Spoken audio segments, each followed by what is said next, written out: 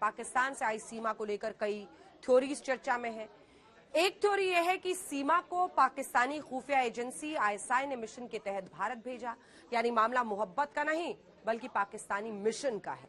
बीते दिन special report में हमने सीमा हैदर के नेपाल कनेक्शन की डिटेल रिपोर्ट आपको दिखाई थी। हमारी पड़ताल में सीमा का ये दावा ही गलत निकला कि नेपाल के मंदिर में सचिन से शादी की थी। बड़ी बात अब यह है कि सीमा और सचिन काठमांडू के होटल में फर्जी नाम से ठहरे थे। तो क्या सीमा झूठ बोल रही है?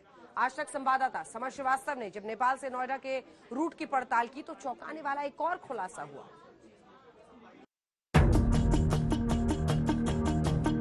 12 मई को सीमा हैदर नेपाल से नोएडा के लिए निकली। दावा यही है कि पोखरा से सीमा सड़क के रास्ते नोएडा तक पहुंची। हमने सीमा के भारत आने के रूट की पड़ताल शुरू की, यानी पाकिस्तानी सीमा ने भारत में एंट्री कैसे मारी। तो जिस रास्ते से वो गई उस रास्ते पर आज तक इस वक्त मौजूद है और उस रास्ते से अब आपको हम लेकर चलेंगे पोखरा, जहां पर उसने हायर की एक बस और उस बस से जा पहुंची नोएडा।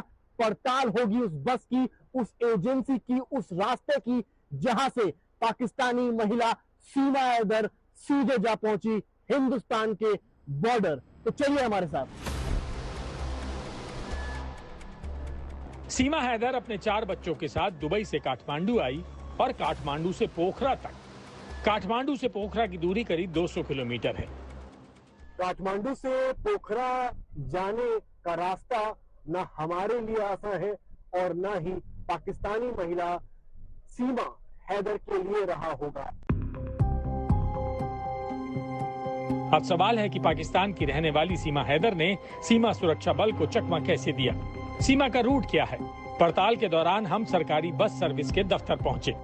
मौजूदगी इस वक्त भारत और नेपाल मैत्री बस सर्विस के यहाँ पर है और आप यहाँ पर देखेंगे एडवाइजरी लगी है फॉर फॉरेनर पैसेंजर्स। अगर मैं इसको पढ़ता हूँ, इसमें लिखा है all foreign travellers except Indian entered by airways need to exit by airways. मतलब जो भी पैसेंजर्स भारत के नागरिक जो नहीं है, उनके अलावा जो भी पैसेंजर्स आएंगे, फॉरेन ट्रैवलर्स आएंगे, अगर वो विमान से आए हैं तो उनको विमान से ही वापस लौटना पड़ेगा।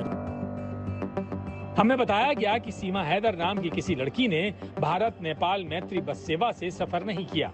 इसकी वजह है यात्रियों की एडवाइजरी।